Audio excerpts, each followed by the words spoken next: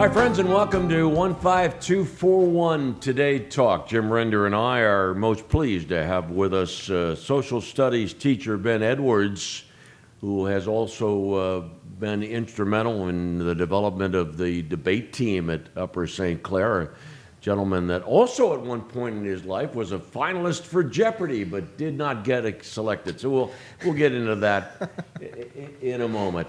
Why was it that you decided that you wanted to be a social studies teacher?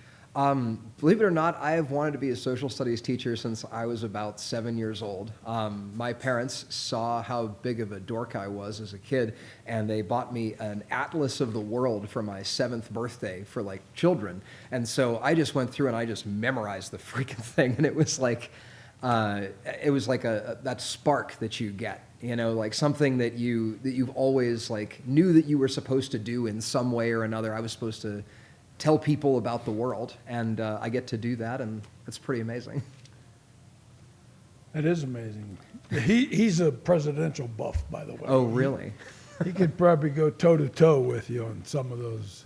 That's exciting. I remember when John Meacham came a couple years ago to the South Hills forums.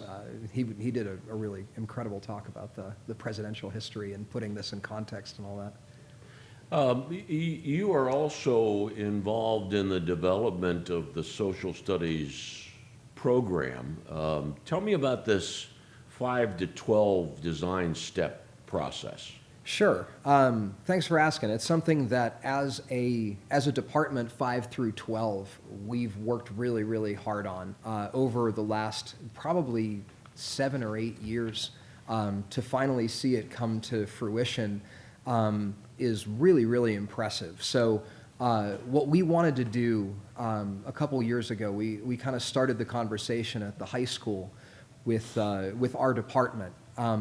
And one of our department members was doing some graduate work, talking and had this idea that we really needed to do something better with civic education.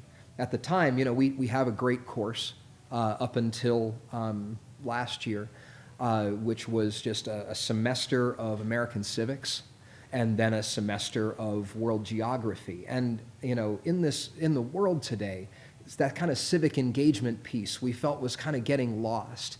And that just getting a semester of it in 9th grade was not the ideal way that Upper St. Clair could send kids out in the world to be great, you know, participants in the American system, and to be engaged and to vote and to stand up for what they believed in and to act as individuals, but also as a community. And so a lot of us in the high school social studies department and eventually the 2 middle school social studies departments at Boyce and at Fort Couch worked together to come up with this thing. It was a long process. It involved a lot of meetings. It involved a lot of just brainstorming. It involved a lot of bad ideas that were rejected, you know, as any kind of negotiation process does.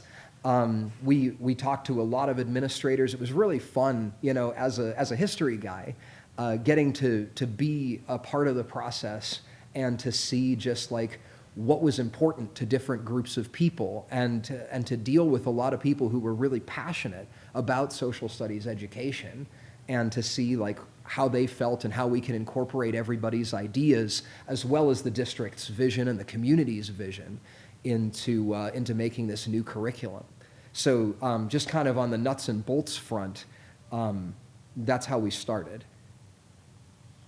Were the meetings lively? Oh, definitely. I mean, always. You get a whole bunch of people that are really passionate about anything. You know, you're going to have productive disagreement. And that's one of the things that I think this curriculum really does. We have a really huge emphasis on civil discourse and teaching kids how to talk to people that they disagree with. And it's something that I feel very, very passionately about. That what we really need to do now is to get people out of their echo chambers, to find a whole host of perspectives across the political spectrum and across the world, and expose kids to a ton of different ideas of how they look at the world and challenge their preconceived notions to be able to come up with a way that they'll be an active participant in the American democracy. I mean, like that's the vision of our We showed at open house, and we've showed in a lot of our materials that were created by our curriculum leaders and administrators, that's the goal, is to create engaged citizens in the long run. Ben Edwards, let me ask you about what defines social studies.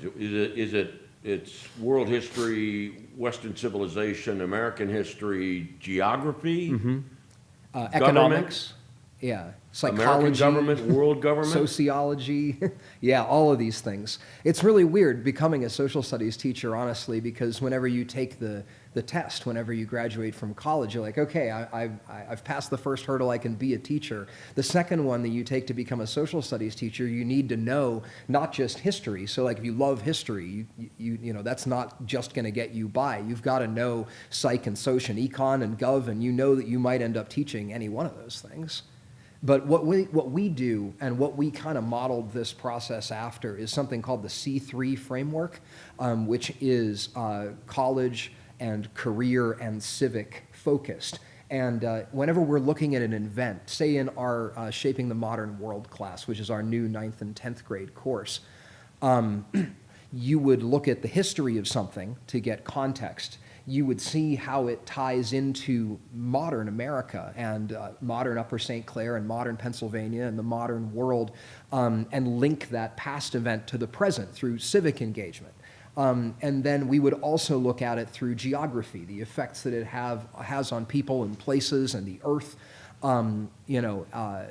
at every step of the way, and then we'd look at the economic impact of it as well. So it's a new thing that the National Council of the Social Studies put out a few years ago to say, hey, you know what, we need to come out of the high school experience with better focused, better engaged citizens who have been exposed to all these different ways of looking at the world. I mean, because you find out what happened at the Battle of Gettysburg, but like what's the real impact of that? There's a geographic impact, there's a civic impact, what it meant to the future of America, and there's an economic impact as well. So like history serves as the background to all of our courses because things happen in history, and that's what we have to study critically.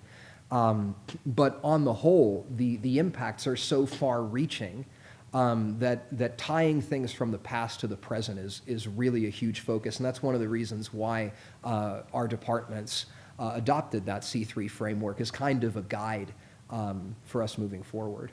Well, the 5 to 12 we were talking about a moment ago, so we're talking about 11-year-olds to 18-year-olds. Yeah. How do you decide not only what you should teach, but when they are going to be most likely acceptable of what you want to teach them at that level? Well, that's tough. I mean, some of that goes to the professionalism of each individual member of our department. We all have our different strengths and weaknesses, so collaborating on this 5 to 12 was a huge deal, and trusting each other that we were all smart and that we were all talented and that we all had different areas of expertise and different passions, and kind of leaning on each other when it was something that we didn't really get. I don't know what it's like to be a 5th grade teacher, but somebody in our department definitely does, and we loved hearing those perspectives in our discussions, even when they were like, no, the kids in 5th grade are not ready to do that. Right? And then, we have to take their expert professional opinion into account and find value in that before, making the big decisions moving forward. When I was in high school, and that was 100 years ago, but we had a book for like every course. Now, if I'm hearing you correctly, your curriculum it changes or it's modified. Sure. So do you have a book for some of these newer type subject matters? Yeah, definitely. We actually spent a great deal of time last year, and my curriculum leader was kind enough to kind of allow me to sit in on the selection of a textbook by our new ACE course, the 11th grade course, American Civic Engagement, and the teachers that we have teaching that really dug deep and looked at a number of different textbooks, that would be good for, an honors level or for an academic level. And we found strengths and weaknesses in a couple, of different texts. And it was really interesting to go through there and to look at the different things that they said about politics and economics, the different historical and modern examples that they picked to include in each of those texts. And we ended up with two of them because some things were good in one and some things were good in another. I do the same thing in my IB history class. I have a ton of textbooks that I pull from because one of them might be good at talking about Franklin Roosevelt's administration from this perspective, and another book might be like, hey, wait a second, like we need to look at it this way too. And so part of the job of the professional social studies teacher is looking at those resources in the textbook, but also finding ancillary resources that are going to help those kids have that great experience and give them those perspectives. And I mean, since those things are changing all the time, you know, the current events that we bake into the course today might not be the same current events that we have 5 years from now. And, you know, nobody wants to spend hundreds of $1,000s on textbooks. Right. But we definitely have very good up-to-date materials for all of the new courses as well as, and some of them are, you know, used from the old courses because they still fit. But where those needs arose, the district definitely allowed us to make sure that we had new foundational materials so that we could help kids from all levels. Certainly in learning support, you know, those classes, the academic level classes, we need to have some sort of foundational material that's constant, that the learning support professionals can get used to using and that the parents can get used to, and just look in the book and say like, okay, this is what the teacher is trying to help us find, for sure. So yeah, and then obviously there's probably more supplemental and enrichment stuff at the honors AP, IB levels. You competed on the speech and debate team at North Allegheny, right? Yeah, I did. So it was natural then that you should become the head coach of the debate and speech team. What drives you to encourage the students to be free thinkers? That's a great question. Thank you, Lanny. When I was in 8th grade, right, I was, strange story. I played the trombone very, very badly, and I really, really wanted to leave the band and join the choir because I can sing kind of okay, right? And so my choir teacher and my band teacher made an agreement that I could go to band sometimes, choir sometimes. And when I walked into the choir class, to my absolute horror, it was a class of 60 girls and me, because I was the only boy who wanted to do band and choir as an 8th grader. So I lost all shame in that experience, just having to sing by myself in a room with 60 girls. And so, like... Doesn't sound too bad to me. It was if you were me in 8th grade. Jim, you probably would have handled that better than I did. But when I was... So that basically set me to be like, you know, I love talking to people. I love educating people. I love telling stories.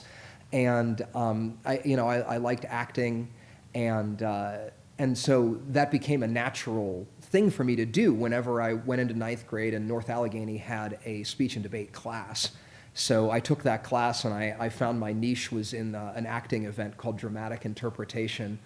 And I did that for a couple years, and I took a couple of fun, plays and movies and musicals and turned them into 10-minute scripts that I acted out without props or costumes. And I met almost all of my adult friends, not only from my school, but from schools all over the Pittsburgh area, all over the state, and all over the country. Everybody who was in my wedding, I met through speech and debate in some way or another.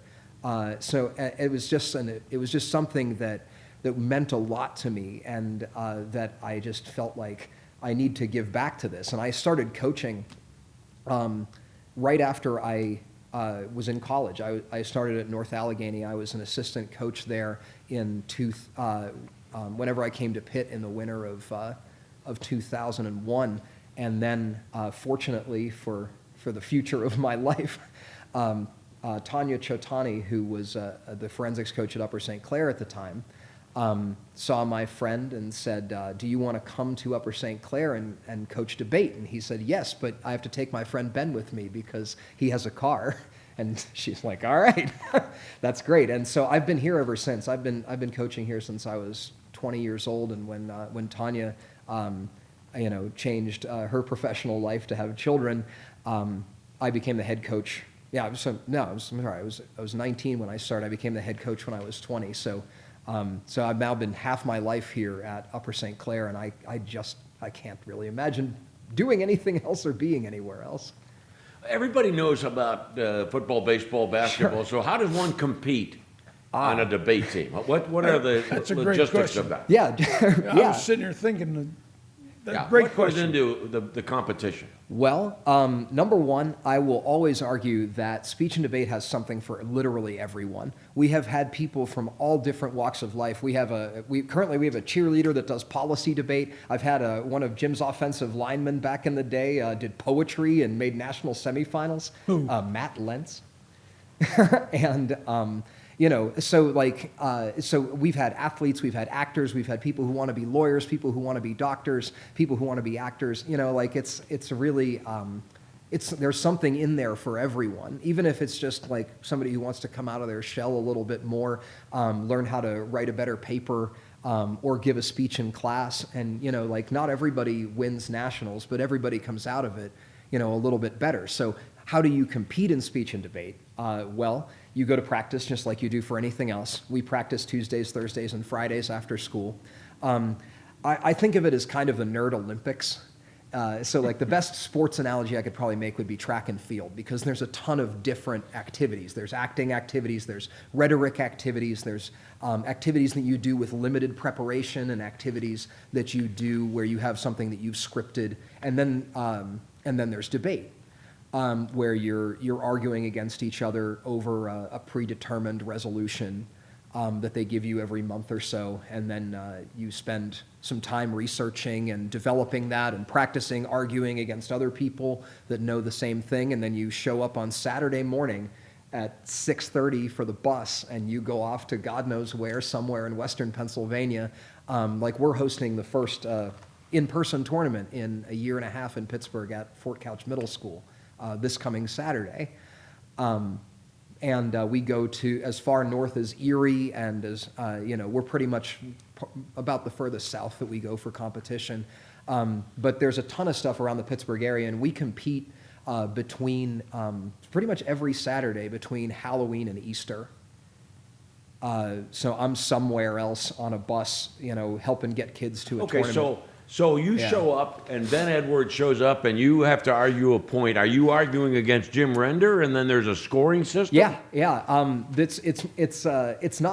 Sometimes it's really interesting for the parents, because there's no such thing as a professional forensics judge, right? And by the way, I use the terms forensics and speech and debate interchangeably. We kind of changed to speech and debate a couple of years ago, and I'm still trying to get that out of my mind. So if, right now, one of the debates is talking about cryptocurrency. So the one thing that's really awesome about this, and how it really fits well into my personal philosophy of civil discourse and perspectives on arguments, is that you need to prepare both sides of the argument, and you don't know until you go in the room which side you're going to have to support. So I don't get to just think cryptocurrency is terrible and then walk into the round and argue what I want. I have to be prepared on both sides. And throughout the day, I'll probably argue. The debate in particular is about 40 minutes long. It's like one round of debate. And you usually do about 5 a Saturday in a normal tournament. One person at a time? We have one event called Lincoln Douglas debate, is one person versus one person. And then we have a couple other debates that are 2 against 2. But yeah, Tag team. Yeah, so I basically am like a track coach, but I coach all of the events, along with the assistant coaches on our team, Dave Watson and Reed Karsh. So what makes a good high school debater? A willingness to put themselves out there, a willingness to accept that they're not perfect and can get better, and a willingness to really exercise that shame. in that story that I was telling you about earlier, to just like put yourself out there and say, like, yeah, you know what? I'm a nerd and I don't care. Like, I know about this, and I'm going to show you that I know more about this than you do. And I'm going to argue it even if I don't agree with it. I'm educated enough to beat you with the argument that I don't even like. And so, but I learned about it in the process, and I gained some perspective. And when somebody tries to give a debater a black and white world to work in, they're like, you know what? There's a gray area there that you're missing. You're just reading the memes on the internet. You're not actually diving deep enough into this issue to really understand what it is that you're talking about. And so, so that's one of the great things that I've always loved about it, is that it gets kids thinking about the world, about very important current event topics in a more educated way. And then they go out into society and they vote, and then America gets better. And that's what we're always about. Is there a timeout? Can you call timeout? There is a. I mean, sometimes, gosh, you would really wish you could, right? Yeah, there's TV timeouts and... Yeah, no, yeah. But as a coach, can he interject anything? Oh no, I don't get to see what the kids do at all. Once they're out of practice, they're no longer in my care. They're on their own in that room, and you know. Now you said who judges the debate? Parents do. Parents. Other coaches do. So people that have been around. But I mean, the idea is you need to be able to communicate to anybody, right? Like, you need to be able to make this argument and have anyone understand. So if you have a judge who doesn't understand English as their first language, how do you convince that person that you argued better than the other person, or that you spoke your prose reading better than another kid? And like, that takes some talent too. You have to learn how to communicate with anybody, not just other smart people. And that's something that, like, a lot of people don't get through, you know, if it doesn't like click for them, that they really need to be able to communicate. They could be the smartest person in the world and be terrible at debate if they aren't willing to look at, how can I convince this particular person who's sitting in front of me that I did the best job? I mean, think about just like the possibilities of how important that is in everyday life.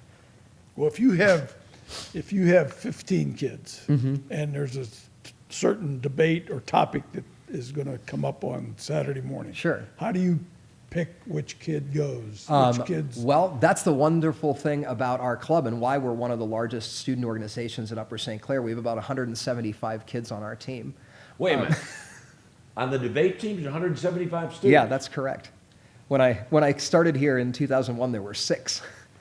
We have Congratulations. Thank you. We have the second biggest program in Pennsylvania, behind North Allegheny, who has twice as many kids as we do to choose from. And we were 38th largest team in the country last year.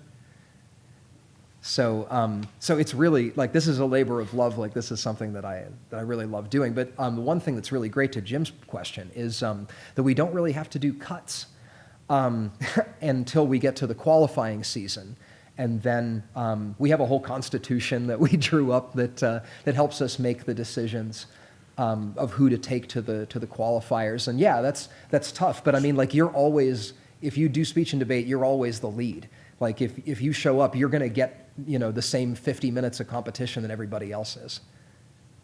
What do you mean if you? There's show no up? like coming up off the bench So if or whatever. if you take a bus to Erie, as you mentioned, how many kids do you take? You have 170. No, like, not everybody comes every week, because we try to be really flexible so that kids can also do other activities. And like, for example, like the musical has been so wonderful the past several years in trying to help kids have both experiences. But there's some weekends they have to go to musical practice, and there's some weekends they go to speech and debate.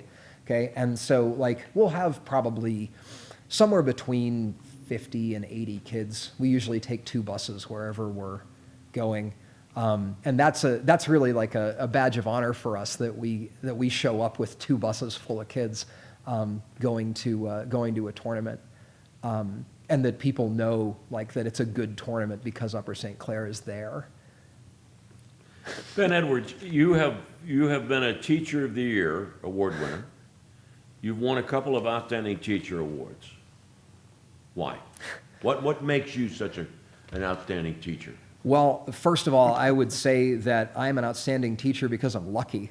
I am fortunate Wait a minute, enough. that's the line I use all the time. No, I am genuinely, number one, I am fortunate enough to work at a district that supports teachers and a community that supports teachers. Second, we have an administration and a community of professionals where we support each other and make each other better. The reason why I'm truly lucky, though, is that I am in the kind of situation, teaching AP and IB courses, teaching high-flying kids in speech and debate, and students for intercultural awareness, where I get to be lucky enough to teach the best of the best in the best community that there is. So I'm lucky enough to be in that situation. I work with 100 other people who would have those same awards if they taught the same schedule and the same kind of kids that I do. So I don't think that I do anything particularly special. I just kind of am there and given this fantastic situation, and I try my best every day to make the most of it, to give back to those kids and those families and this district that has given me this opportunity. Did you teach any place else? I taught at Leland High School in San Jose, California, kind of in between St. Clair and St. Clair. I was a long-term sub. I actually was Danny Holzer's intern in 2005, 2006. And I taught as a long-term sub here. And then, long story short, my wife took us across the country for her education. And then we decided to come back. And fortunately, this community opened me back with open arms, and I will forever be grateful for that. Tell us about Sarah, what she does, and how you met. Oh, my wife and I, of course, met in speech and debate. So, and In that's high one of school or college? Yeah, in high school. High school. Yeah, and so like that's Did you one of let the her things. win? That's one of the things that again, I'm continuously giving back to this activity because it gave me my wife and all my friends. And then my wife stays at home with our daughter, who's 9, goes to 4th grade in Bethel Park, and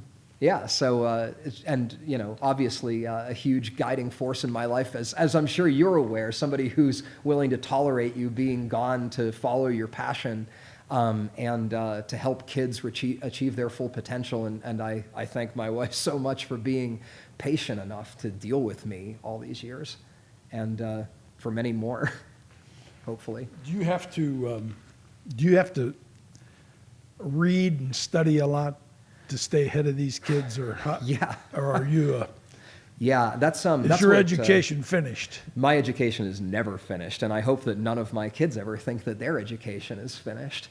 No, to prepare for IB history in particular, because I teach 11th and 12th grade IB history classes, I'm reading, probably 40, 50 pages a day to just kind of get myself prepared for those classes. I have a whole news bar on my laptop of all of the different perspectives on news that I try to keep up on, and make sure that I'm hearing everybody and where everyone is coming from, and not just the temptation to stay in my own echo chambers. And then for speech and debate, obviously, on the topics and things like that, the kids do a great deal of the work, but I generally would stand in there and say things like, "Are you sure that makes sense?" Or like, "You don't know the history of this particular event. Let's talk about the background of this." But that's an important point too that I just reminded myself of, is that the reason why our speech and debate team is so big and so successful is because the kids do almost all of the very hard work. I just get them on the bus. On the day-to-day coaching stuff, we have captains, and the kids respect the captains. I try not to even intervene with freshmen for at least a couple of months, so that I can really establish that the kids are the ones in charge of running their particular event. And then, I only coach kids before we go to the really big state and national tournaments for the most part. So like it is a largely student-run organization. And I think that's one of the things I'm the most proud of, honestly. I believe you're being humble, very humble. Don't you think his impact or influence is? Now I got another question for you. In your classes, is there room to have lively debates between the liberals and the conservatives? Of course. Yeah, I want my class to be like that. And whenever whenever we have those kinds of discussions, whenever smart kids are going back and forth talking to each other, they feel comfortable enough to share how they're really feeling about situations. They also figure out how to check themselves to say, like, is this something that is true, or is this just something that I heard online? And yeah, you definitely have kids who feel very, very strongly from every possible political perspective, every possible social perspective, and Do they know your true oh no, leanings? no, definitely not. And I'll never tell them. I can basically teach to be, you know, whatever I need to at that particular moment. Sometimes I'll sound more liberal, sometimes I'll sound more conservative. But really what I'm all about is truth. And I make fun of everybody equally. So everybody's made mistakes. No one is clean. You know, no one political I perspective. make fun of everybody equally. On Yeah. that note, folks, Ben, thanks very much. Ben Edwards joining us on 15241 Today Talk. Our coordinating producer is Linda Denzinski. Our director is Glenn Ward. Thank you for watching.